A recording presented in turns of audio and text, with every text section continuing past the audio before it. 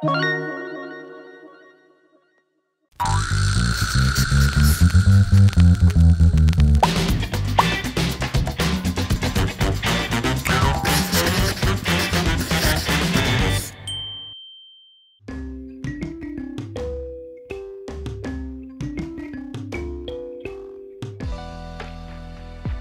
existe différentes difficultés que l'on peut rencontrer lorsqu'on travaille les questions européennes.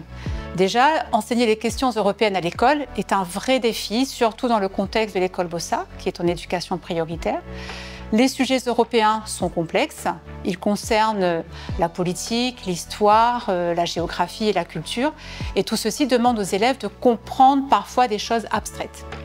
L'une de mes principales missions est d'accompagner les enseignants en leur fournissant des outils et des méthodes qui leur permettent d'aborder les questions européennes plus facilement.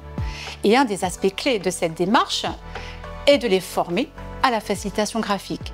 C'est une méthode qui permet de rendre les notions complexes, donc les questions européennes bien sûr, que l'on traite, plus visuelles et ludiques, ce qui aide mieux à capter l'attention des élèves et à simplifier la compréhension de ces thèmes parfois perçus comme abstraits, voire très éloignés de leur quotidien. L'activité proposée aux élèves aujourd'hui a été de créer une synthèse sur la citoyenneté européenne, sur la construction européenne également.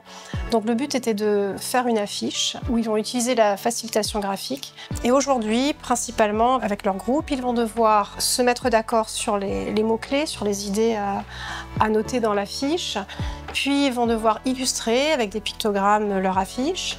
Ils vont ensuite présenter leur affiche à leurs camarades. En fin de séance, nous allons réaliser une petite analyse des affiches qui auront été réalisées avec à la fois les côtés positifs et les points à améliorer.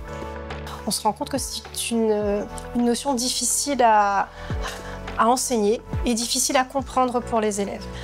Et en particulier pour nous à La Réunion, puisque nous sommes déjà dans cette école en REP+, et nous sommes géographiquement très éloignés de l'Europe. Alors, en tant qu'enseignante, moi je me suis dit, mais comment faire? Donc je cherche toujours des petites astuces pour pouvoir aider les élèves à mieux comprendre.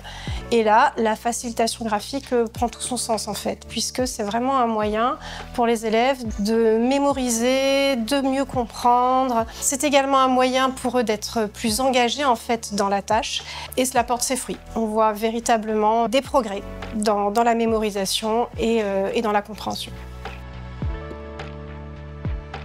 Il n'y a pas de devoir. Donc on a mis attention.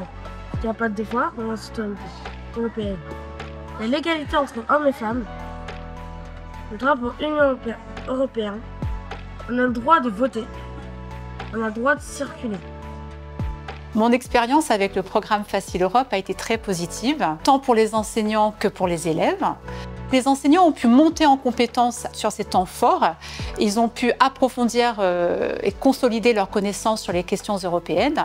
Cela leur a permis d'aborder ces thématiques de manière plus pointue. Donc j'ai pu observer lors des expérimentations des séquences pédagogiques un véritable engouement pour les méthodes pédagogiques innovantes, notamment donc cette facilitation graphique. Cette approche a favorisé un climat d'apprentissage plus serein, où les élèves se sentaient progressivement en confiance, ils prenaient la parole plus facilement, ils prenaient le temps d'expliquer leurs idées à leurs pairs, et en plus, cela améliore la compréhension des sujets abordés, ces questions européennes qui fait souvent peur aux enseignants. Cette méthode a permis d'améliorer leurs compétences psychosociales. C'est ce qu'on demande aujourd'hui dans le contexte actuel. Ça renforce leur sentiment de réussite.